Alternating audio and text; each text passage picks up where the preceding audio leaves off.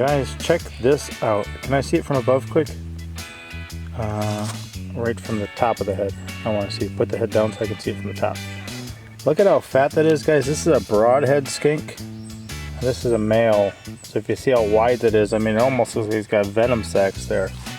But Red Pepper here caught this one, and there's some big lizards like this running around.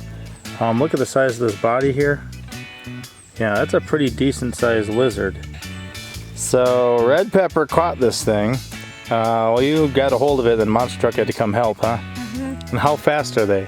Really fast. Really fast, especially on a charged up day. Actually, when I was chainsawing down all that stuff behind the rabbit pen, which is now all picked up, there was a large female, almost like the same size as this guy. And I was just blown away at the size of her. She was too quick for me, though. But yeah, why don't you put them on that log and let them run up and go away?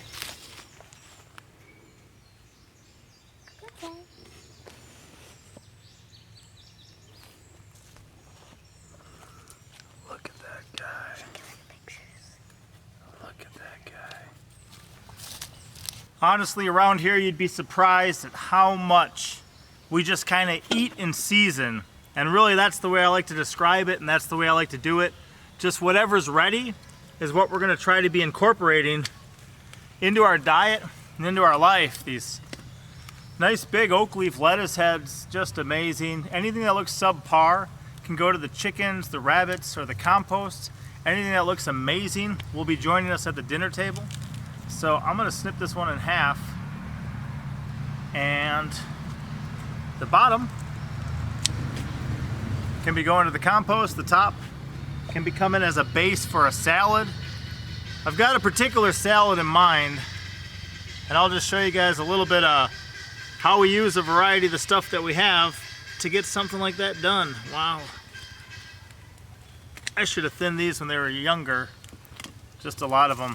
But first thing I'm just going to do, grab a pile of this oak leaf lettuce. Another thing we've got a ton of right now is these peas. I like grabbing the whole pods of the varieties that'll work well as a snow pea or a sugar snap pea, I think some people call them.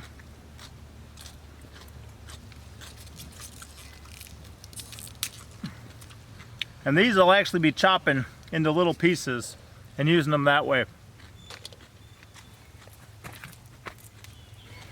Gonna pause from pea picking for a minute. Check this guy out. Girl out. Look at that. Can you see her hiding from the heat of the day? There she is. How you doing? Oh yeah. This is a little one we call Sheila. Focus. There you go, Sheila. Yeah, just bob your head. I'll play some music for you. Kind of cool. Little three-toed box turtle. So she's part of our organic pest control posse. They can eat plants too, but they actually prefer living things. So she's more likely to gobble up, you know, maybe a slug or something like that than she is a strawberry. All right, Sheila. Enjoy the shade.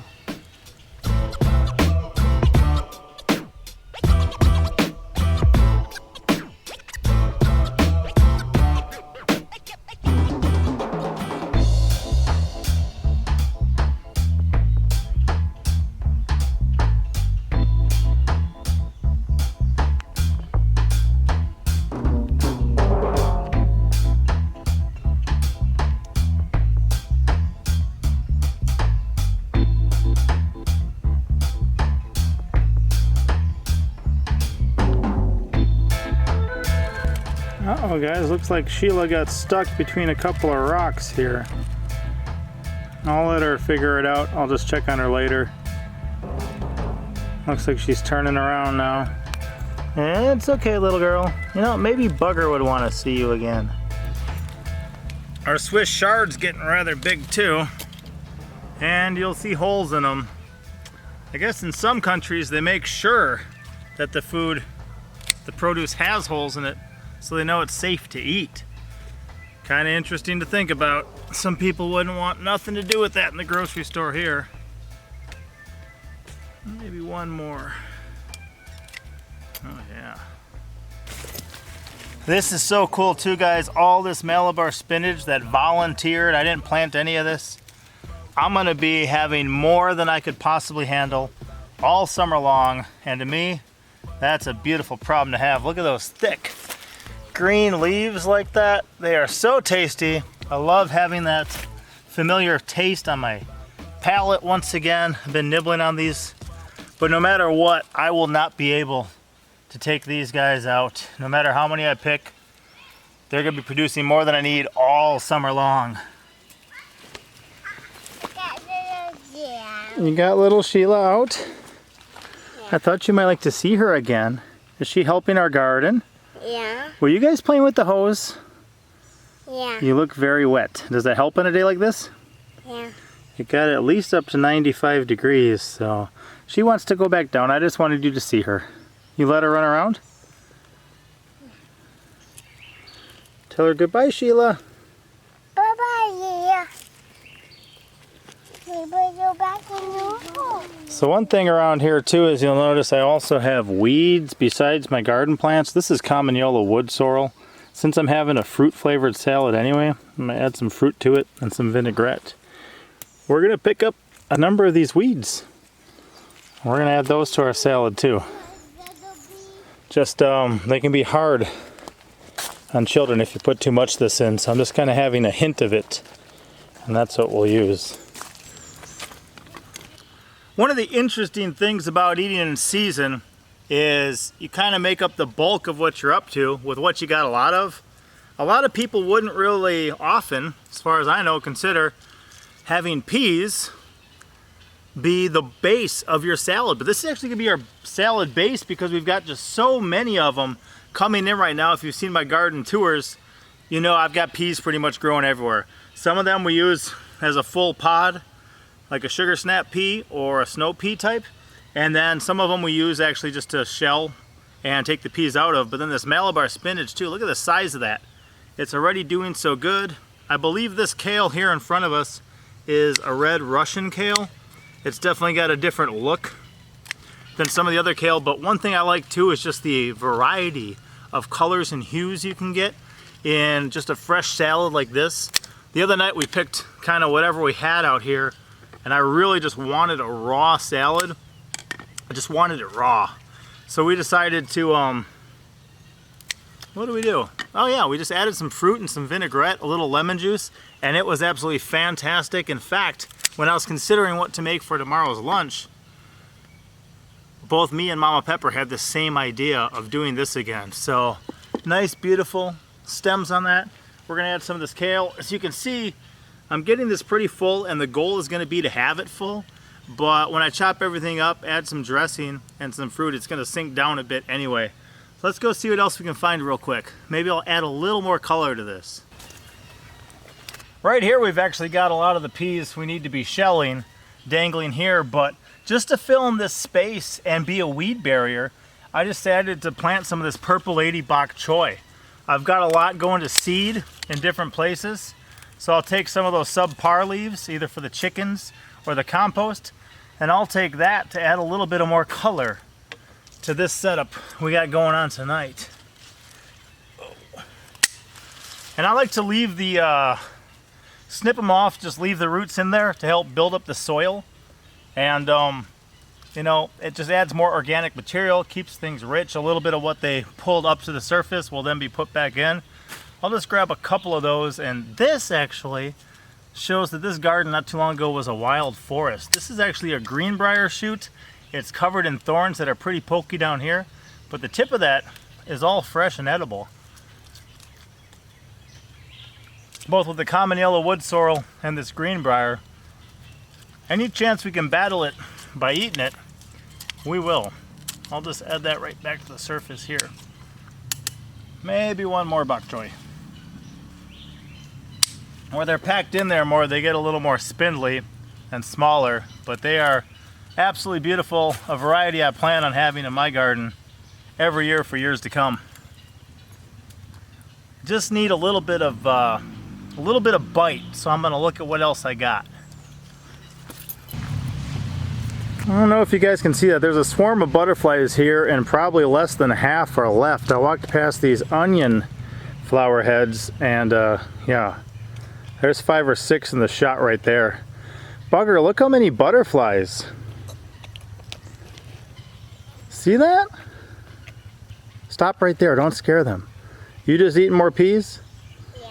These kids know where to find food. Even if you turn bell pepper loose, you know, she just turned 1. She'll run up here and look for strawberries.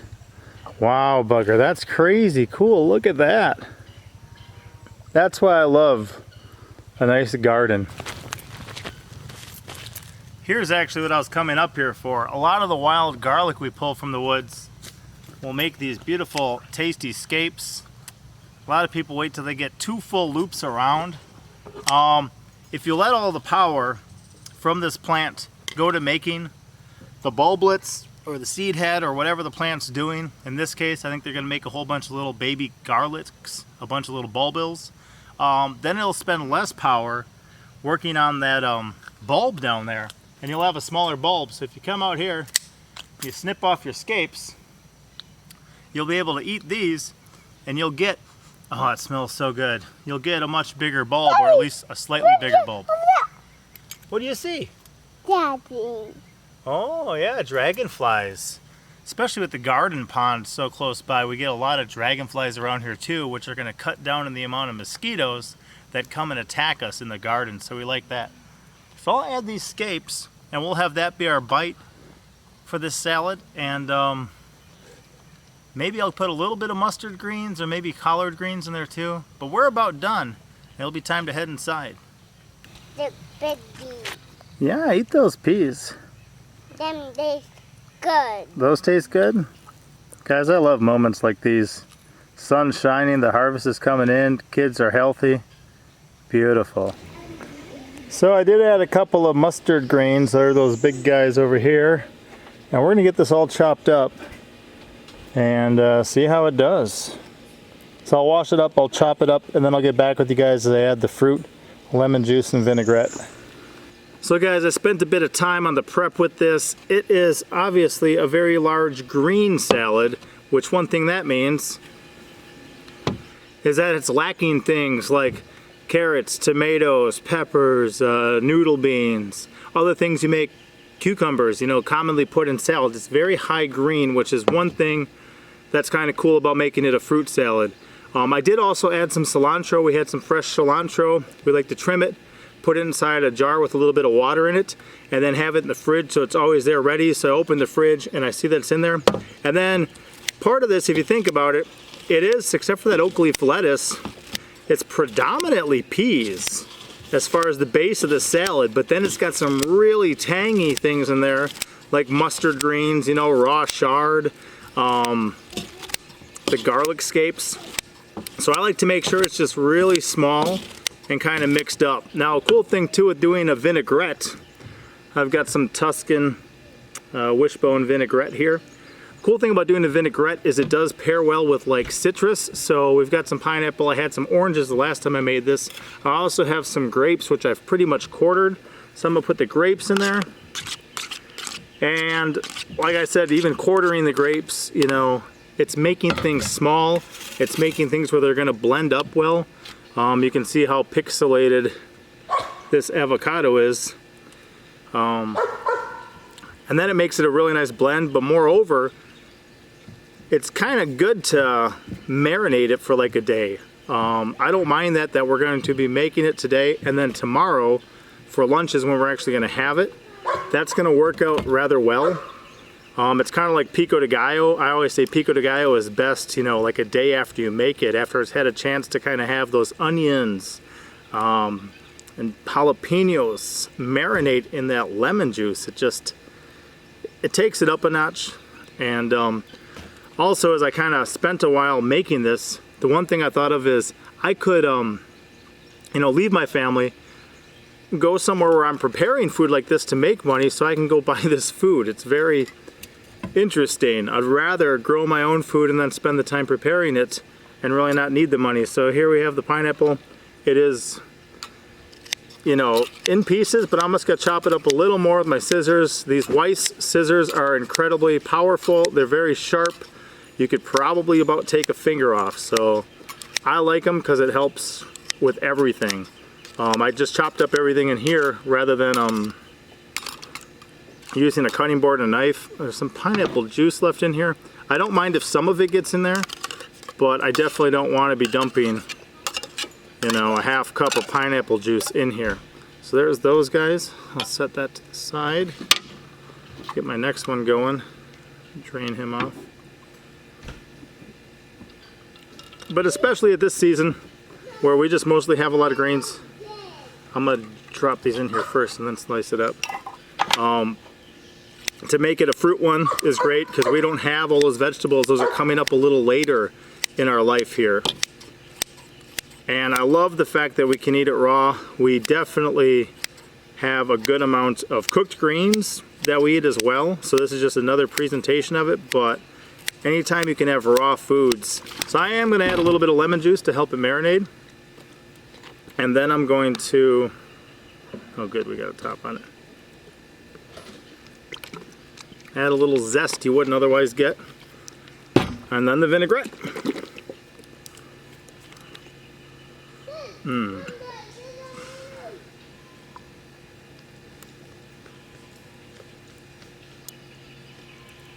Give that a stir, see what it looks like. So anyway, just a nice simple eating in season, but then adding some canned fruit, fresh avocado, and some fresh grapes to it to change it up. So I will just stir that up for a minute. An interesting thing too with adding avocado, pineapple, and the grapes to it is the grapes were green, so we still have a very green salad. A little bit of color from that bok choy and my red mustard greens, but for the most part, it's a pretty green salad. I'm just gonna add a little bit more, and it should hopefully be about where I want it to be. This is quite a large portion. We'll be enjoying it with some friends tomorrow, so we'll see. I definitely don't mind leftovers though too, because then you get multiple meals out of one prep work. So I think I'm gonna guess that one more of these will work, and we're gonna call it good. All right, guys, I don't know if you learned a few things through my rambling or not, but I would highly recommend people take a greater interest in their food supply right now, that you guys will be planting seeds. You know, how does my garden grow? My garden grows exactly like I planted it, but then also, if you see the weeds popping up, if you have a good understanding of wild edibles, you can get a whole nother harvest that you didn't even really intend for or plant. A lot of times my children run off in the woods, they come back with things like greenbrier shoots and they say, "Dad, can we have this for dinner?" And I say, absolutely. So I will see you next time. Be blessed, and Papa out.